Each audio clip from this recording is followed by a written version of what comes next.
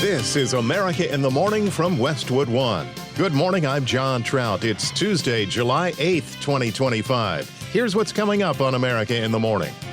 With tragedy comes finger-pointing. This is not a time for partisan finger-pointing and attacks. I'm Clayton Neville. Israeli Prime Minister Benjamin Netanyahu nominates President Trump for the Nobel Peace Prize. I'm John Stolnis in Washington. The Justice Department is publicly walking back a theory related to the Jeffrey Epstein probe. Sagar Meghani, Washington. The Department of Homeland Security says it's ending temporary protected status for thousands of Hondurans and Nicaraguans in the U.S. Haya Panjwani, Washington. President Trump backing off the tariff deadline for dozens of countries. Stocks sold off on new tariff announcements. I'm Jessica Ettinger. 3 people are dead and 10 others injured after a shooting early Monday in South Philadelphia. I'm Marcela Sanchez. All ahead on America in the Morning.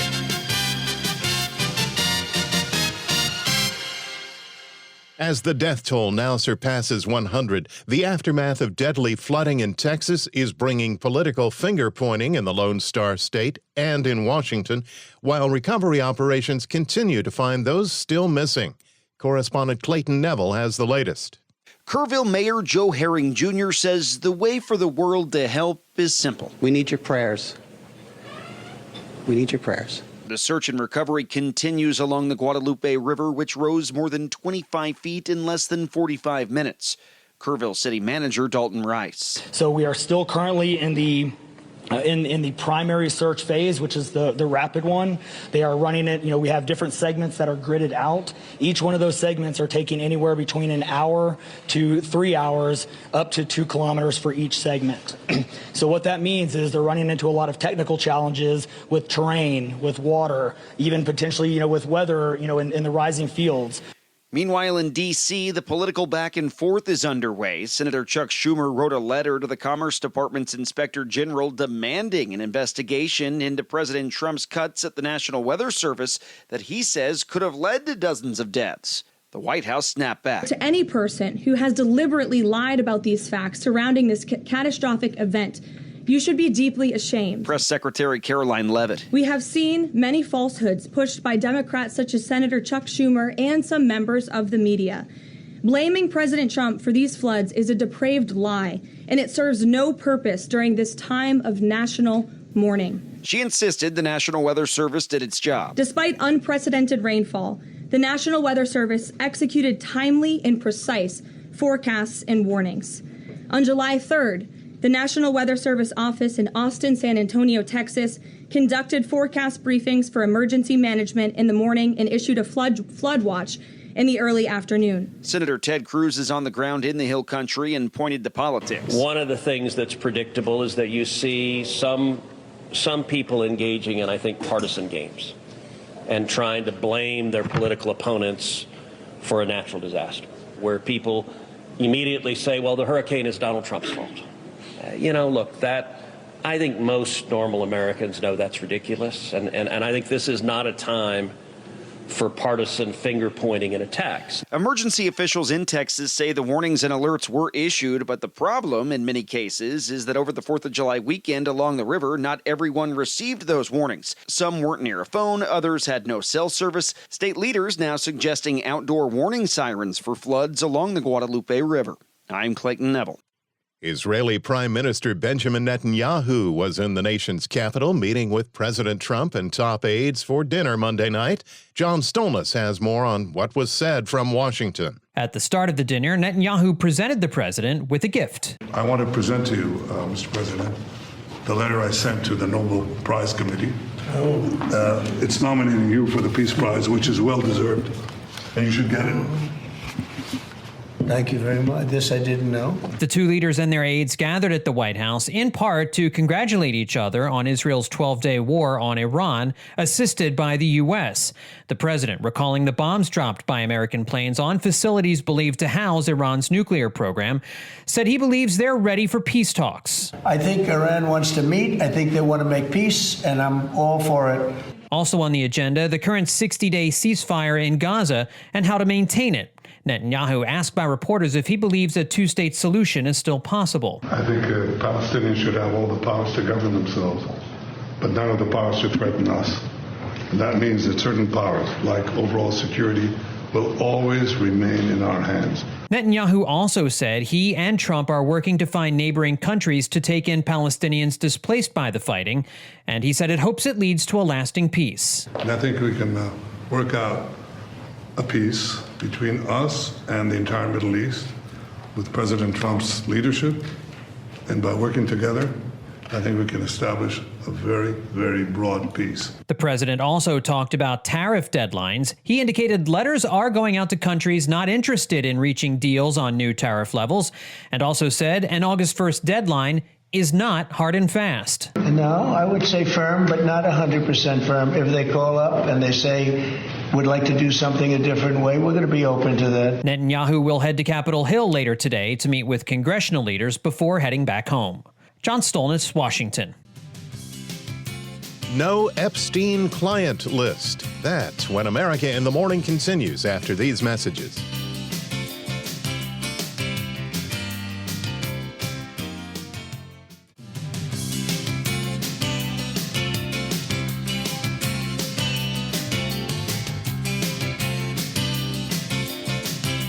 America in the Morning continues with AccuWeather.com meteorologist Matt Rindy. We are looking at a couple of areas where there will be severe thunderstorms developing this afternoon into this evening. The first area is in the central U.S., from southernmost Wisconsin southward through western Illinois and continuing through Missouri into northern Oklahoma. These storms will have the potential for gusty winds, hail, and localized flash flooding.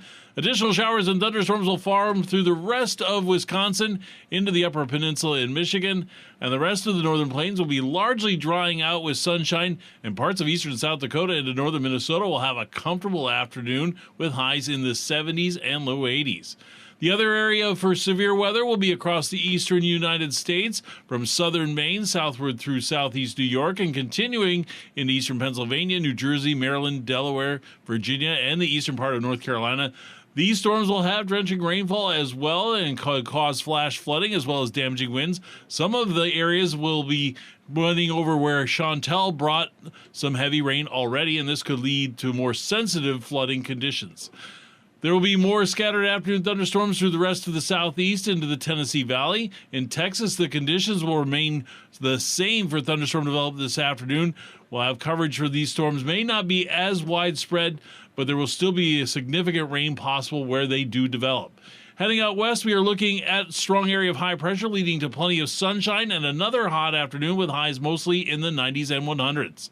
That's the weather across America. St. Louis, Missouri will be very warm and humid today with partly sunny skies and a gusty afternoon thunderstorm. We'll have a high up to 91. It's going to be hot in Boise, Idaho with plenty of sunshine and a high 103. That's the nation's weather. I'm AccuWeather.com meteorologist Matt Rindy. Follow us wherever you get your podcasts. You can listen on your preferred platform anytime when you search America in the Morning in your favorite listening app. There's outrage from some leading conservatives after reports that the Justice Department now acknowledges there's no Jeffrey Epstein client list, placing Attorney General Pam Bondi under scrutiny. Washington correspondent Sagar Meghani reports. The Justice Department is publicly walking back a theory it promoted related to the Jeffrey Epstein sex trafficking probe. Attorney General Pam Bondi said earlier this year Epstein's so-called client list of people to whom underage girls were trafficked was sitting on her desk. Today, her department says there was no list, and after a months-long review, no more files related to the investigation will become public. And they put out a memo in conclusion of that review. There was material they did not release because, frankly, it was incredibly graphic and it contained child pornography, which is not something that's appropriate for public consumption. But they committed to an exhaustive investigation. That's what they did, and they provided the results of that. That's transparency. White House spokeswoman Caroline Leavitt. It's infuriating conservatives who've long sought proof of the government covering up Epstein's activities and his death in prison. Sagar Meghani, Washington. Immigration changes are coming for some Hondurans and Nicaraguans on temporary protection status. Correspondent Haya Panjwani provides an update. The Department of Homeland Security says it's ending temporary protected status for thousands of Hondurans and Nicaraguans in the U.S. The status was granted after Hurricane Mitch in 1998. It allowed nearly 80,000 of them to live and work in the U.S. Officials now say the conditions in both nations have improved enough for these individuals to return. The protections will end 60 days after the notice is officially published. Critics argue that this decision disrupts lives built over decades. TPS doesn't provide a path to citizenship and must be renewed regularly. Similar terminations have affected other nationalities as well. Haya Panjwani, Washington. Insurance industry responds to the Texas flooding crisis. When America in the Morning continues after these messages.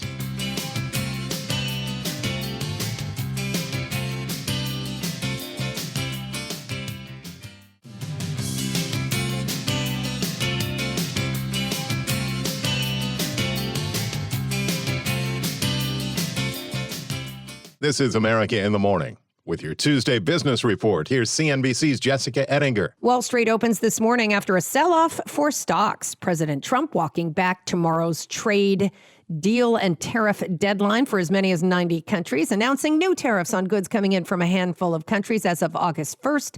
If no deals are struck, the Dow down 400 points, 25% placed on goods coming from South Korea and Japan, 30% tariffs on South African goods, and 40% on items from Laos and Myanmar. All of these tariff rates will be effective on August 1st, and all of them are subject to change, either higher or lower, depending on how negotiations are going. So once again, kicking that deadline down the road. In pretty much every case, these rates that the president is announcing are at the same level or lower than what he announced on April 2nd. CNBC's Megan Casella.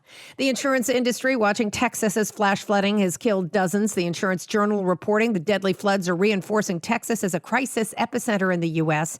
Just last year, Texas endured Hurricane Beryl, which knocked out power to millions, a windstorm that blew out Houston's skyscraper windows, and numerous wildfires. It says insurers are struggling to keep pace with claims as Texas, over the past 10 years, accounts for about a third of all damage caused by extreme weather in the U.S. When you have a 3-story wall of water coming at you in less than an hour, it's very hard to keep everybody protected. So it's a terrible thing that's happened. The lesson from this is we can work on building resiliency. The floods can happen anywhere, straight line winds, hurricanes, tornadoes. We need to just make sure people are protected, which means improving resiliency. That's Allstate CEO Tom Wilson on CNBC. Tesla shares tanked yesterday after CEO Elon Musk announced he's creating a new political party, after Republicans passed a spending bill that increases the deficit when President Trump campaigned on lowering it. That's what's weighing on the stock more than anything else. Look, you saw that when he went to war with Donald Trump, shares of Tesla got rocked. And then when Elon Musk said, yeah, I probably got to, it said too much, you saw Tesla shares recover. Now he's saying, let's form a new political party. He did not come out and say, the implication is here. He's focusing on politics instead of focusing on Tesla. CNBC's Phil LeBeau. Dr. Phil's TV network, Merit Street, quietly filed for bankruptcy. McDonald's has spicy McMuffin breakfast sandwiches on menus this morning nationwide. Also on today's watch list, Boeing reports June orders and deliveries, and Amazon and Walmart each start big sales today. Some prime information, CNBC's Jessica Ettinger.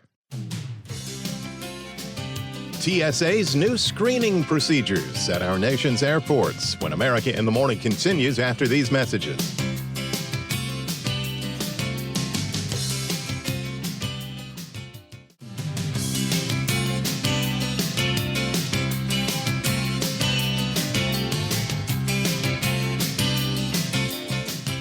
A municipal workers' strike in Philadelphia now enters its 8th day. According to News 10 Philadelphia, additional talks are scheduled for today as union and city leaders work to find common ground. And yes, the trash continues to pile up.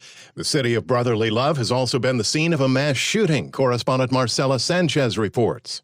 3 people are dead and 10 others injured after a shooting early Monday in South Philadelphia. Police Commissioner Kevin Bethel told reporters the victims killed were adults and 2 of the wounded were juveniles. The shooting happened shortly before 1 a.m. along a residential street in the Grays Ferry neighborhood. One person with a weapon was taken into custody. Police had already responded to the same block late Saturday into early Sunday, and some people were arrested. We are going to continue to stay focused on these areas that have a significant level of violence. We're going to continue to deploy our men and women effectively. We're going to continue to address the challenges that we see each and every day and stay focused on moving forward and continue to make this area safe. But this has been a tragic weekend. Authorities are still investigating. I'm Marcela Sanchez. The ritual of taking your shoes off and placing them through an X-ray scanner at our nation's airports is now coming to an end. The Transportation Security Administration is letting that rule expire for flyers going through the standard TSA screening procedures. The order to take off your shoes was lifted at 5 airports around the U.S., including Baltimore, Portland, Fort Lauderdale, and in Ohio and North Carolina.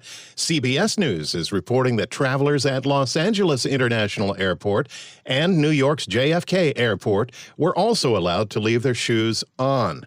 Travelers with TSA pre-check do not have to remove their footwear. The TSA began requiring passengers to remove their shoes in 2006 after a terrorist with explosives on his feet tried to detonate them on a transatlantic flight. The man who pled guilty to those terrorism charges, Richard Reed, was sentenced to life in federal prison. America in the Morning for Tuesday, July 8th, 2025 is produced by Jeff McKay.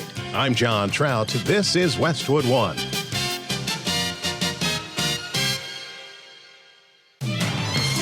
This is America in the Morning from Westwood One. I'm John Trout. Coming up this half hour. Heroic stories emerge in the midst of tragedy at one camp in Texas. I'm Clayton Neville. President Trump on Elon Musk's American Party. I think it's ridiculous to start a third party. I'm Rich Johnson. Authorities say a man has been killed after opening fire at a Border Patrol facility, Sagar Meghani, Washington. Russia's transport minister was found dead hours after being dismissed by President Vladimir Putin. I'm Charles de Ledesma. Additional countries receive tariff letters from President Trump and soon to return military shipments to Ukraine. A new study shows that the health of U.S. children has declined over the past 17 years. I'm Haya Panjwani. Back after these messages.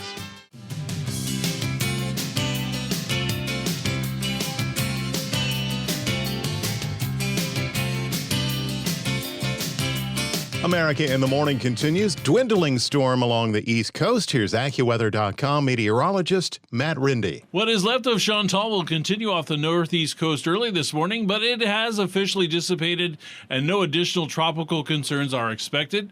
We are looking at the risk of severe thunderstorms across the eastern United States from southern Maine through southeast New York and continuing into eastern Pennsylvania, New Jersey, Maryland, Delaware, Virginia, and eastern North Carolina. These storms will have drenching rainfall, which can cause flash flooding as well as damaging winds. Some of these areas were dealt heavy rain from Chantal, leaving the ground saturated, and this could lead to more sensitive flooding concerns. There will also be some more scattered afternoon thunderstorms through the rest of the southeast into the Tennessee Valley. Another area of concern for heavier thunderstorms is in the central U.S. from the southernmost part of Wisconsin southward through western Illinois and continuing through Missouri into northern Oklahoma. These storms will have the potential for gusty winds, hail, and local flash flooding. We'll have additional showers and thunderstorms through the rest of Wisconsin into the upper peninsula in Michigan. And the rest of the northern plains will be largely drying out with sunshine, and parts of eastern South Dakota into northern Minnesota will have a comfortable afternoon with highs in the 70s and low 80s. In Texas, the conditions remain the same for thunderstorm development this afternoon. The coverage of these areas may not be as widespread, but where they do develop, heavy rain will be possible. Heading out west, we're looking at a strong area of high pressure across the region. This is going to lead to more sunshine and another hot afternoon with highs mostly in the 90s and 100s. But of course, 100 and teens in the desert southwest, though it will stay cooler along the coast with highs in the 60s, 70s, and 80s. That's the nation's weather. I'm AccuWeather.com meteorologist Matt Rindy. You can follow us wherever you get your podcasts. Just search America in the Morning in your favorite listening app. The death toll in Central Texas flooding has surpassed 100 as families of dozens of young girls who attended a camp washed away by floodwaters cope with tragedy. Reporting from the Lone Star State, America in the Morning's Clayton Neville. Camp Mystic, an all-girls camp along the Guadalupe River, confirms that 27 campers and counselors died during the floods over the 4th of July weekend. That includes the camp's longtime director. There were hundreds of girls at the camp, and many were rescued, eventually driven to safety by bus. In the wake of tragedy, the girls turned to camp songs, as captured in an emotional video posted to Storyful. I want my world to know the Lord of love has come to me. I want to pass it on. Campers reunited with their families as they cope with the deaths of their friends and mentors. The pain widespread, but so is the impact of Camp Mystic. Jenna Bush Hager, the daughter of former President George W. Bush, told NBC News about her experience with the camp. My mom was a counselor there, but also so many of my friends were raised at this camp. This camp was 100 years old. So grandmothers, mothers, kids have all gone there. My mom was a drama counselor there, but many of my friends were there, had their kids there last week. Senator Ted Cruz called the tragedy every parent's worst nightmare. And the pain and agony of not knowing your child's whereabouts, it's the worst thing imaginable. The senator got emotional when sharing his own connection with the area. We were picking up our daughter from camp here in Hunt. Our girls have gone to camp here for a decade. The Hill Country is an incredible part of Texas, part of the country. The natural beauty here is incredible. The camps that have raised generations of little girls and little boys and instilled character and love and faith are extraordinary institutions. The Guadalupe River rose 26 feet in 45 minutes. Heroic stories also rising quickly in the aftermath of the storm as counselors and campers now rally around one another. I'm Clayton Neville. President Trump is threatening to significantly raise tariffs on 7 trading partners in Asia, Africa, and Europe, ranging from war-torn countries to key political allies as it continues to negotiate trade deals with the countries ahead of a new August 1st deadline. Correspondent Josh Bowick has the latest on the tariffs and, for some countries, what they can expect. President Donald Trump on Monday started sending out his letters to foreign countries telling them what tariff rates he plans to charge starting on August 1st. The first 2 countries to get letters were U.S. allies Japan and South Korea. Trump plans to tariff them at 25% rates. Now, he said in his letters, which also went to Kazakhstan, South Africa, Myanmar, Laos, and Malaysia, that he could increase those rates if countries retaliate, and that those rates could go up or go down depending on how those countries have their relations with the United States. Trump's ostensible reason for doing this is to even up the trade deficit. But all of this goes back to his April 2nd Liberation Day, when his high tariff rates caused hysteria in the financial markets, leading to him to set a 90-day negotiating period with baseline 10% tariff rates for most countries. Now that that negotiating period is coming to an end on Wednesday, July 9th, he doesn't have a lot of frameworks or signed deals in place. His only 2 are with the United Kingdom, which has been signed, and with Vietnam, which has not been signed. That has him deciding to unilaterally set the tariff rates himself. What impact is this going to have? We're going to see how companies manage, whether or not costs get passed on to consumers, whether they get passed on to other businesses, and how much foreign manufacturers can really absorb these prices. Correspondent Josh Bowick. Shares of Tesla tanked nearly 7% on Monday on the news that Elon Musk is planning to form a new political party in America. Correspondent Rich Johnson reports the Tesla and SpaceX owner is laying the foundation's planks for his new party to include pro-Second Amendment and pro-Bitcoin positions. Can Musk find success where so many others have failed? And why would he want to spend countless millions to form a new political party? I think it's ridiculous to start a third party. That's President Trump speaking to reporters Sunday. We have a tremendous success with the Republican Party. The Democrats have lost their way, but it's always been a 2-party system. And I think starting a third party just adds to confusion. And Todd Belt of George Washington University's Graduate School of Political Management says while people often favor the concept of a third party, the reality is people are oftentimes very motivated by the fear of the other side. And so when it comes down to it, when they get into the voting booth, they just can't pull that lever for the third party candidate. Belt's comment courtesy of the Sinclair Broadcast Group program, The National News Desk. Third party candidates can be spoilers. In several swing states in 2016, Donald Trump's margin of victory over Hillary Clinton was smaller than the number of votes that Green Party candidate Jill Stein received. And many Republicans say Ross Perot took enough votes away from George H.W. Bush to give Bill Clinton the win in 1992. Speaking of so-called third parties, there are already quite a few. One of them, the Forward Party, was founded 4 years ago by businessman Andrew Yang after his brief run for the Democratic nomination in 2020. A party built around a single human is not ideal, especially if you're trying to go for a very broad swath of the population. Yang's comment courtesy of the Tara Palmieri podcast. But Musk will have to sell his new party on its philosophy, not with him at the top of the ticket. While a naturalized citizen, Musk was born in South Africa, which disqualifies him from a White House run. And also he comes from Silicon Valley, and most Americans hate Silicon Valley. Former Trump advisor Christian Whitten, courtesy of Sky News Australia. I'm Rich Johnson. When we return on America in the Morning, gunfire at the Texas border, new flooding problems for North Carolina, and AI predicts your behavior. Part of what we're covering next, America in the Morning. Back after these messages.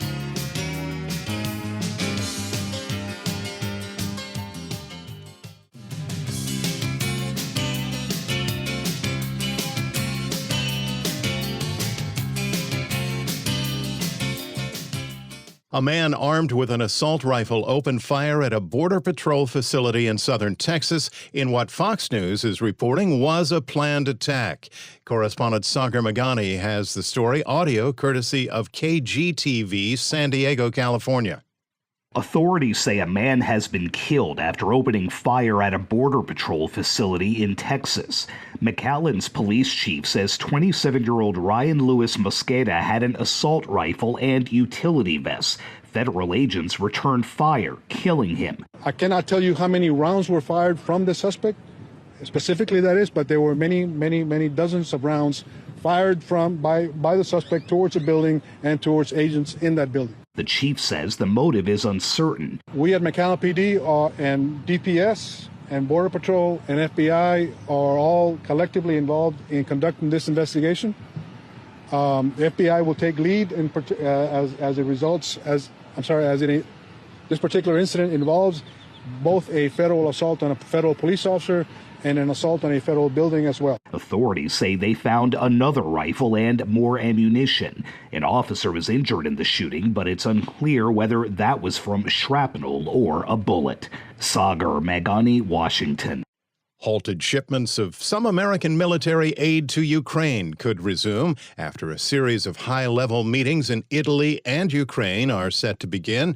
President Trump's Ukraine envoy, Keith Kellogg, will meet with Kyiv's defense minister in Rome at an international aid conference this week. Politico is reporting that deliveries of engineering equipment and some armored vehicles recently cut off by the Pentagon will resume soon. The Pentagon's abrupt halt of missile defense and precision-guided munitions for Ukraine last week came as a shock to Kyiv, which has been hit by relentless attacks from Russia in the past few days. In Russia, that nation's transport minister was found dead in his car in what the Kremlin is calling a suicide hours after he was fired by Vladimir Putin. Following details, correspondent Charles de Ledesma. Russia's transport minister was found dead hours after being dismissed by President Vladimir Putin in what officials say was an apparent suicide.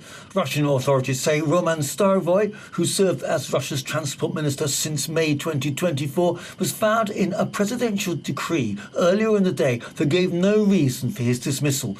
His removal comes after a weekend of travel chaos in the country, when airports grounded hundreds of flights during the busy vacation season due to the threat of attacks from Ukraine. I'm Charles de Ledesma. Floodwaters in North Carolina created by Chantal have turned deadly. Correspondent Mike Hempen reports. The North Carolina State Highway Patrol says an 83-year-old woman died Sunday night when her car was swept off a rural Chatham County road by floodwaters. Officials say the Chapel Hill Fire Department and neighboring agencies completed more than 50 water rescues. 65-year-old Chapel Hill resident Alicia Reyes says she was trying to move her car when the storm hit, but never made it out of her apartment and ended up being stranded on a second-floor staircase. So I ended up on the back side of the apartment. I had to stand on the stairs until somebody came and rescued me.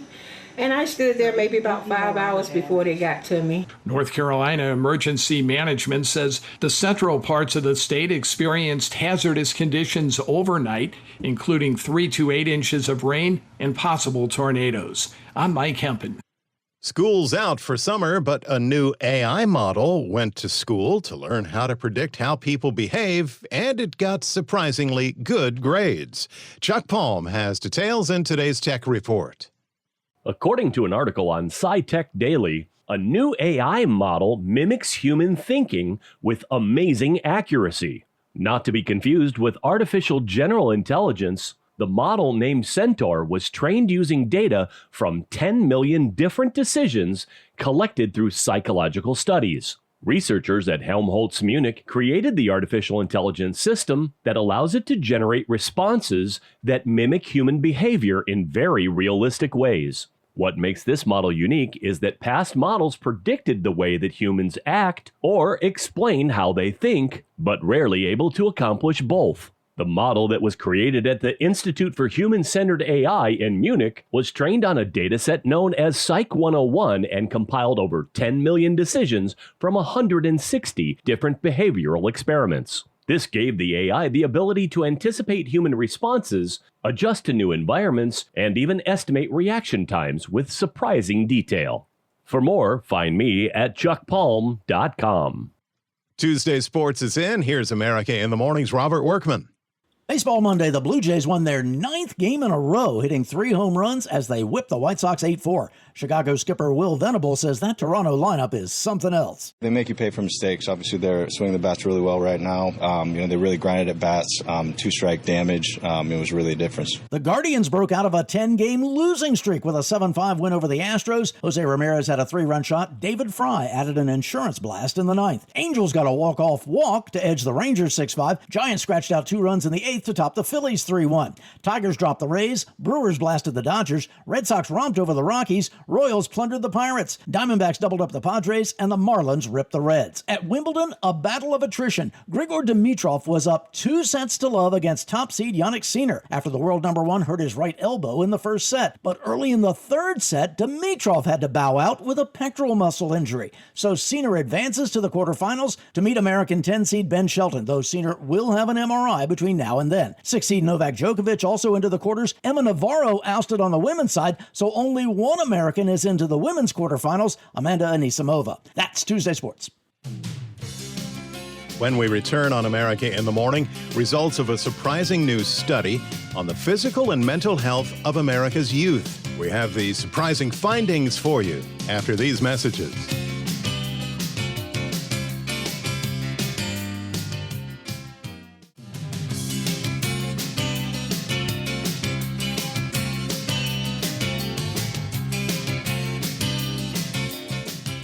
This is America in the Morning. A new report on kids is painting a disturbing picture. Correspondent Haya Panjwani reports on a physical and mental health study tracking 2 decades of America's youth.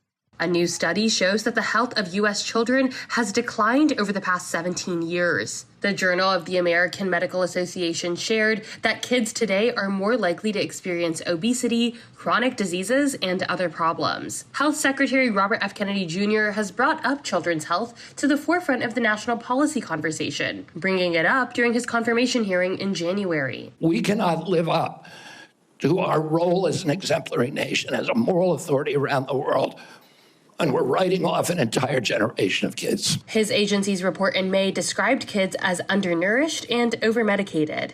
There was zero spent in this country treating chronic disease when my uncle was president. Today, it's about $1.8 trillion annually. is bankrupting our nation. 74% of American kids cannot qualify for military service.